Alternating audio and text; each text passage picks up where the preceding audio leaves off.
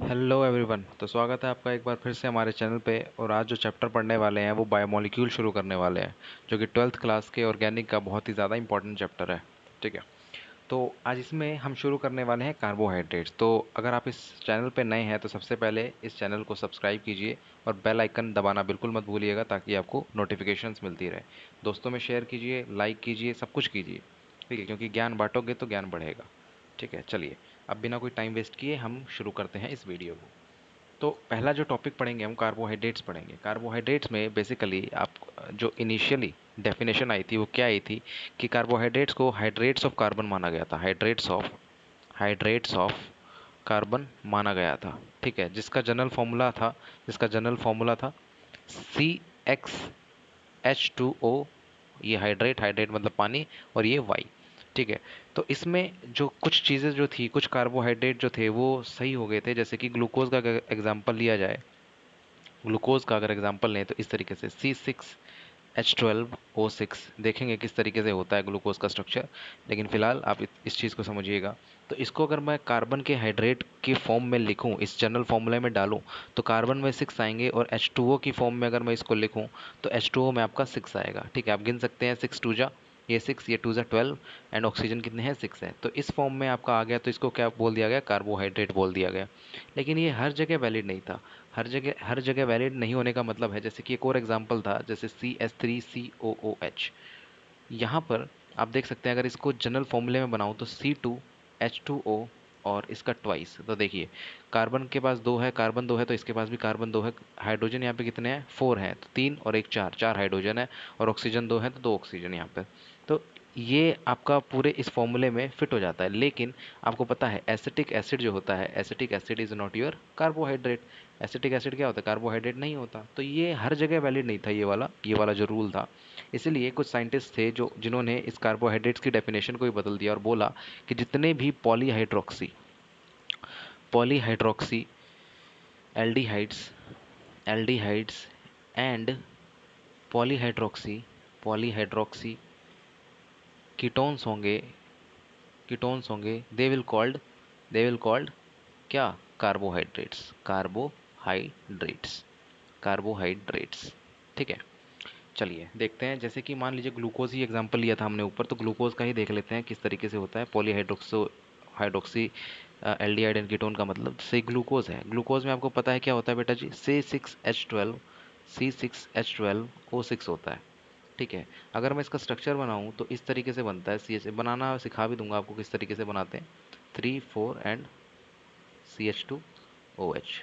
ठीक है, यहाँ पर OH आता है, यहाँ पे OH आता है, यहाँ पे H, यहाँ पे OH, यहाँ पे H, यहाँ पे HO, यहाँ पे H और यहाँ पे H। इस तरीके से ग्लूकोज का स्ट्रक्चर होता है। तो देखिए, यहाँ पे कितने पॉलीहाइड्रोक्सी ग्रुप है, बहुत सारे पॉलीहाइड्रोक्सी, यहाँ पे हाइड्रोक्सी ग्रुप है।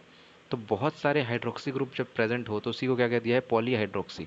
ठीक है, और इसमें एल्डिहाइड प्रेजेंट है तो इसको क्या कह सकते हैं, पॉलीहाइड्रोक्सी एल्डिहाइड। ठीक है, मतलब हाइड्रोक्सी ग्रुप भी प्रेजेंट है और आपका एल्डिहाइड भी प्रेजेंट है। सिमिलरली अगर मैं फ्रक्टोज का एग्जांपल लूँ, तो फ्रक्टोज का भी जो होता है फॉर्मूला वो C6H12O6 ही होता है। देखेंगे किस तरीके से, CH2OH, यहाँ पे C डबल बॉन्ड O, यहाँ पे 3 4 5 और 6, CH2OH इस तरीके से होगा। यहाँ पर OH होगा, यहाँ पर OH होगा, यहाँ पे हाइड्रोजन होगा, यहाँ पे HO होगा, यहाँ हाइड्रोजन होगा, यहाँ हाइड्रोजन होगा। तो फ्रक्टोज है। तो आप इसमें भी देख सकते हैं कि इसमें भी OH ग्रुप प्रेजेंट है, OH ग्रुप प्रेजेंट है, OH मतलब बहुत सारे OH ग्रुप प्रेजेंट है। इसलिए इसको बोल दिया पॉलीहाइड्रोक्सी। और इसमें ये वाला ग्रुप जो है कीटोन ग्रुप प्रेजेंट है। तो ऐसे ही जो कंपाउंड है, ऐसे ही जो स्ट्रक्चर है, या फिर ऐसे ही पॉलीहाइड्रोक्सी एल्डिहाइड और पॉलीहाइड्रोक्सी कीटोन को उन्होंने क्या बोल दिया, कार्बोहाइड्रेट की कैटेगरी में डाल दिया। ये क्या होंगे, आपके कार्बोहाइड्रेट्स होंगे। ठीक है, इतनी सी चीज़।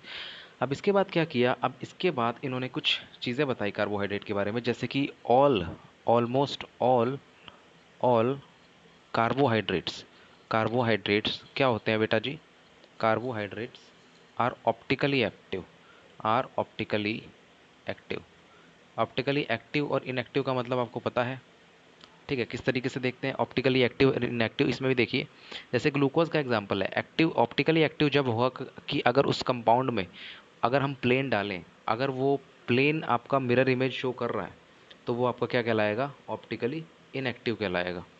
ठीक है, अगर वो मिरर इमेज शो कर रहा है तो ऑप्टिकली इनएक्टिव कहलाएगा, अगर वो मिरर इमेज शो नहीं कर रहा है तो आपका ऑप्टिकली एक्टिव कहलाएगा। फॉर एग्जांपल जैसे ग्लूकोज का एग्जांपल लेते हैं, जैसे कि मान लीजिए अगर मैं प्लेन ऐसे डालूँ, इसमें बीच में से प्लेन हमेशा बीच में से आएगा, तो इसमें से अगर मैं प्लेन डालूँ तो देखना यहाँ पर एच जो है, एच की मिरर इमेज यहाँ बननी चाहिए थी, यहाँ बननी चाहिए थी, लेकिन यहाँ पे तो ओ एच आ रहा है, तो इसकी इसलिए क्या होंगे, ये ऑप्टिकली एक्टिव होंगे, ये ऑप्टिकली एक्टिव होंगे। सिमिलरली फ्रक्टोज में देख लो, यहाँ से प्लेन डाला, एच ओ एच यहाँ पर रिफ्लेक्ट नहीं कर रहे हैं, और यहाँ पे तो कीटोन है, नीचे तो कीटोन है ही नहीं, तो इसको क्या कहेंगे, ऑप्टिकली एक्टिव कहेंगे।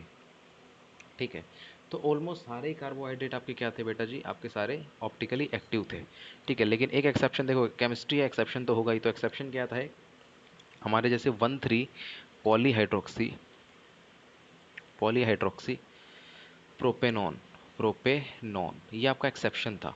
एक्सेप्शन, एक्सेप्शन ये क्या होता है आपका, ऑप्टिकली इनएक्टिव होता है, ये ऑप्टिकली इनएक्टिव होता है। इसकी स्ट्रक्चर जो होती है वो होती है CH2OH और C डबल बॉन्ड O, और ये CH2OH, इस तरीके से होती है इसकी स्ट्रक्चर। ठीक है, और इसके बारे में और भी चीज़ें बोली गई। जो कार्बोहाइड्रेट होता है ना बेटा जी, CH से मैं क्या करता हूँ, कार्बोहाइड्रेट को रिप्रेजेंट करता हूँ, ये जो होते हैं have D configuration, have D configuration, D configuration. जितने भी आपके नेचुरल, या फिर यहाँ पे लिखना चाहिए नेचुरल कार्बोहाइड्रेट जो होते हैं, वो सारे कौन से होते हैं, डी कॉन्फ़िगरेशन के होते हैं। ठीक है, इतनी 3 चीज़ें इसने आपको याद रखनी है इस चीज़ में, कि आपका ऑल कार्बोहाइड्रेट जो होते हैं ऑप्टिकली एक्टिव होती हैं। ठीक है, एक 1,3 पॉलीहाइड्रोक्सी प्रोपेन जो एक्सेप्शन है, और तीसरी चीज़ जो नेचुरल कार्बोहाइड्रेट होते हैं उनकी डी कॉन्फ़िगरेशन होती है। ठीक है, अब इसके क्लासिफिकेशन के बारे में अगर देखें, क्लासिफिकेशन के बारे में, तो क्लासिफिकेशन क्या कहता है देखना। क्लासिफिकेशन अगर मैं पढ़ूँ इसके बारे में, या पढ़ाएं आपको क्लासिफिकेशन के बारे में, तो ये तीन पार्ट्स में क्लासिफाई किया गया है। कौन कौन से, पहला तो है मोनोसेकेराइड, मोनोसेकेराइड। उसके बाद है बेटा जी आपका ओलिगोसेकेराइड, ओलिगोसेकेराइड। और तीसरा जो है वो है पॉलीसेकेराइड, पॉलीसेकेराइड।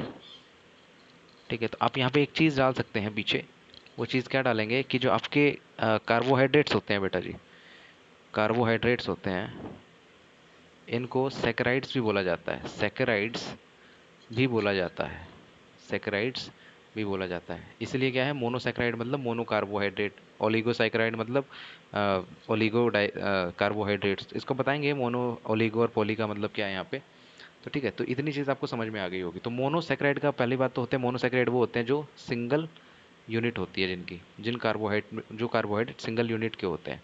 जैसे कि ग्लूकोज, मैंने पीछे आपको दिखाया था स्ट्रक्चर क्या होता है, सिंगल यूनिट का होता है।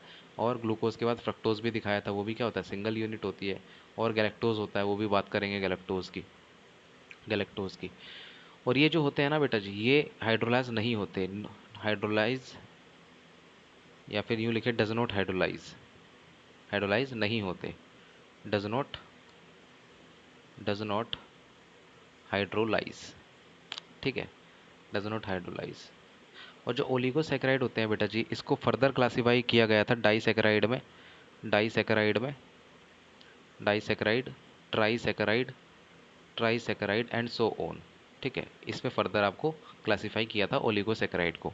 तो इसका मतलब क्या है, कि जब भी इसका हाइड्रोलिसिस करोगे ना आप लोग, जैसे ही हाइड्रोलाइज करने के बाद ये क्या करते हैं, 2 से 10 यूनिट, 2 से 10 यूनिट मोनोसैकेराइड की दे देते हैं, मोनोसैकेराइड की देते हैं, इस तरीके से मोनोसैकेराइड देते हैं 2 से 10 यूनिट। इसके एग्जांपल जो होते हैं जैसे कि सुक्रोज, सुक्रोज और माल्टोज, ये क्या होते हैं, सारे डाइसैकेराइड होते हैं। अगर इसकी हाइड्रोलिसिस करोगे तो सुक्रोज जो होता है वो आपका टूटता है किसमें, आपका ग्लूकोज में, ग्लूकोज में एंड फ्रक्टोज में टूटता है ये, जैसे इसकी हाइड्रोलाइसिस करते हो। ठीक है, ग्लूकोज और फ्रक्टोज में टूटता है। देखेंगे इसके एग्जांपल, एक बार इसको बना के देखते हैं किस तरीके से बनता है। ये इस तरीके से बनता है आपका, जैसे कि ये आपको बनाना सिखाऊंगा स्ट्रक्चर, इसको हार्वर्ड प्रोजेक्शन के थ्रू बनता है। ये किस तरीके से बनेगा, मैं एक एक चीज़ को बताऊंगा आपको। ठीक है, ये इस तरीके से, इस तरीके से, इस तरीके से, इस तरीके से, ऐसे ऐसे ये बन जाएगा, और यहाँ पे CH2OH आता है।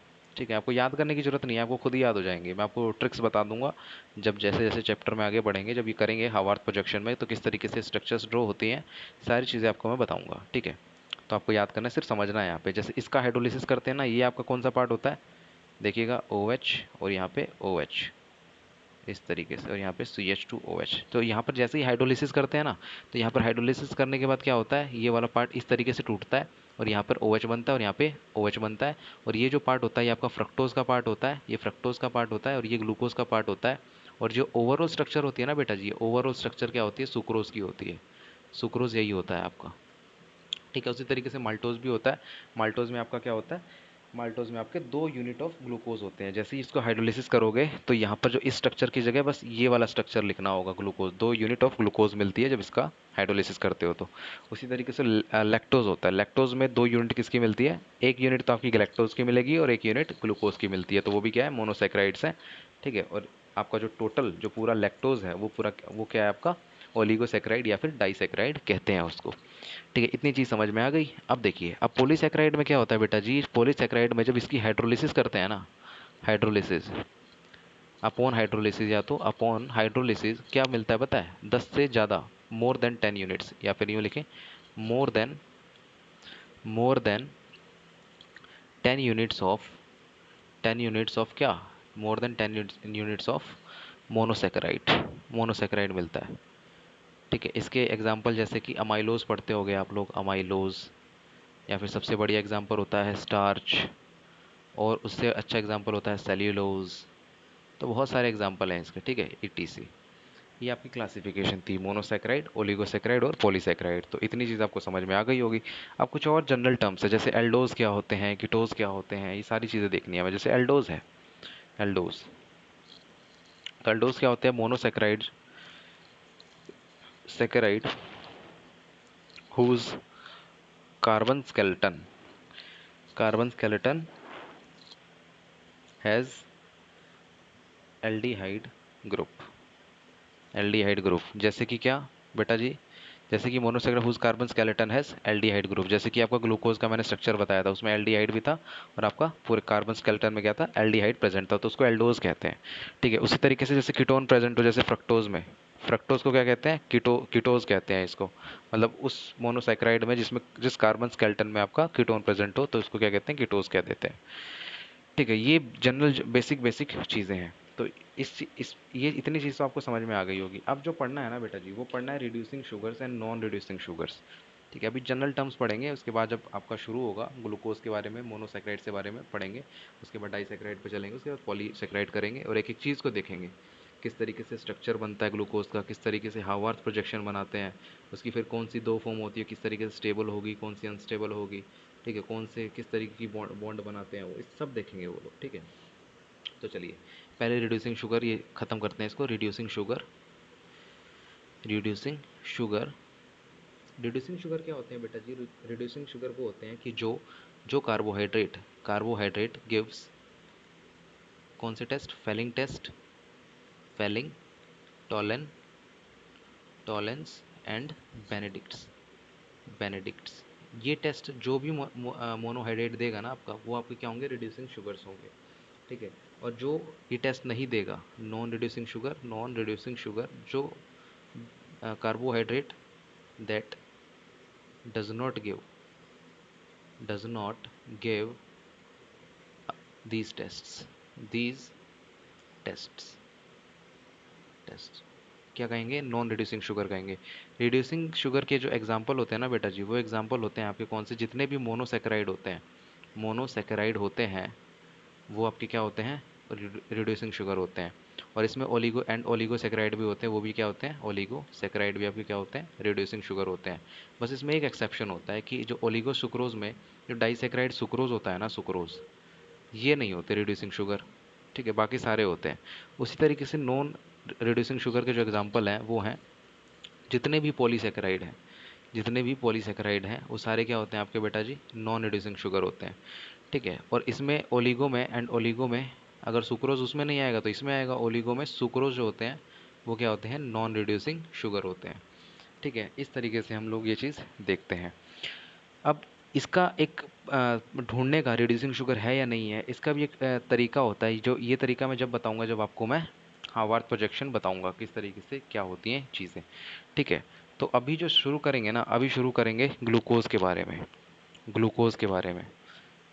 मोनोसेकेराइड पहले हेडिंग डालेंगे, मोनोसेकेराइड, उसके बाद डालेंगे ग्लूकोज। मोनोसेकेराइड में ग्लूकोज पढ़ना है और हमें फ्रक्टोज पढ़ना है, ग्लूकोज। ठीक है, ये आपका इस तरीके से होता है। तो ग्लूकोज में सबसे पहले तो क्या होता है, फ्रीली अकर होता है नेचर में, occur freely in nature, in nature, और कंबाइंड फॉर्म में ही मिलेगा, as well as in combined form, combined form. और ये जो होता है, it is reducing sugar, reducing तो होगा ही, मोनोसेक्राइड है, मैंने बताया था जितने भी मोनोसेक्राइड है सारे रिड्यूसिंग शुगर होते हैं, तो इट इज़ रिड्यूसिंग शुगर। ठीक है, इतनी चीज़ समझ में आ गई। अब इसमें इसके बारे में जो डिटेल है, डिटेल इसके नेक्स्ट वीडियो में पढ़ेंगे, लेकिन अभी आपको इसका स्ट्रक्चर बता देते हैं कि इसका जो ट्रिक होता है याद करने का, 245 OH at right, OH at right. कहने का मतलब क्या है बेटा जी, कहने का मतलब ये है कि जैसे CHO है CHO है 1 2 3 4 5 एंड 6, ठीक है, 6 कार्बन का आपको पता है C6H12O6 होता है। तो ऊपर जो होता है most oxidising group, most oxidising group present होता है, मोस्ट ऑक्सीडाइजिंग ग्रुप प्रेजेंट होता है, और जो नीचे होता है वो मोस्ट रिड्यूसिंग ग्रुप प्रेजेंट होता है, मोस्ट रिड्यूसिंग ग्रुप। ठीक है, मतलब ये फर्दर और रिड्यूस नहीं हो सकता है, ये आपका अल्कोहल में CH2OH में और एल्डिहाइड में आपको पता है सबसे ज़्यादा मतलब ऑक्सीडाइज हो चुका है, ये CHO ऑक्सीडाइज हो चुका है ये। ठीक है, तो ये जो मोस्ट ऑक्सीडाइजिंग ग्रुप है ये आपको ऊपर रखना है, और जो CH2OH है वो उसको नीचे रखना है हमेशा। ठीक है, अगर मान लीजिए यहाँ पर एल्डिहाइड की जगह एसिड होता तभी भी वो ऊपर आता। ठीक है, चलिए और देखिएगा और समझेंगे इसको। जैसे मैंने बोला 245 OH एट राइट, तो इसको मैं नंबरिंग दूँ 1 2 3 4 एंड 5, तो मतलब कि 2 4 5 पे, मतलब यहाँ पर OH राइट में होगा, 4 पे OH राइट में होगा, और 5 पे OH राइट में होगा। इस तरीके से ग्लूकोज की स्ट्रक्चर बनती है। और यहाँ पर जो बच गया वो हाइड्रोजन लगा दीजिए इसको, यहाँ पे हाइड्रोजन होगा, यहाँ पे क्या होगा, अगर राइट में नहीं है तो यहाँ लेफ्ट में होगा OH, तो यहाँ हाइड्रोजन होगा, और यहाँ पे हाइड्रोजन होगा। इस तरीके से आपकी ग्लूकोज की स्ट्रक्चर बनती है। ठीक है, इस तरीके से आपकी चीज़ें बनती है। अब नेक्स्ट लेक्चर में क्या पढ़ेंगे, इसकी हार्वर्थ प्रोजेक्शन पढ़ेंगे, किस तरीके से आपका हार्वर्थ प्रोजेक्शन इसका बनाते हैं। और इसकी दो फॉर्म आती हैं, जो कि अल्फ़ा फॉर्म और बीटा फॉर्म, या फिर अल्फ़ा ग्लूकोज या बीटा ग्लूकोज, और इनमें से कौन सी ज़्यादा स्टेबल होती है, कौन सी ज़्यादा स्टेबल नहीं होती, इसकी रिएक्शन किस तरीके से होती है, सब पढ़ेंगे ग्लूकोज के बारे में। ठीक है, अगर अभी बता दूंगा तो बहुत ज़्यादा लंबी वीडियो हो जाएगी, क्योंकि ग्लूकोज बहुत ही बड़ा टॉपिक है और अच्छा टॉपिक है। ठीक है, तो फ्रेश वीडियो से शुरू करेंगे इसको। तब तक आप हमारे चैनल को सब्सक्राइब कर दीजिए, लाइक कर दीजिए और दोस्तों में शेयर कर दीजिए। अभी तक के लिए धन्यवाद।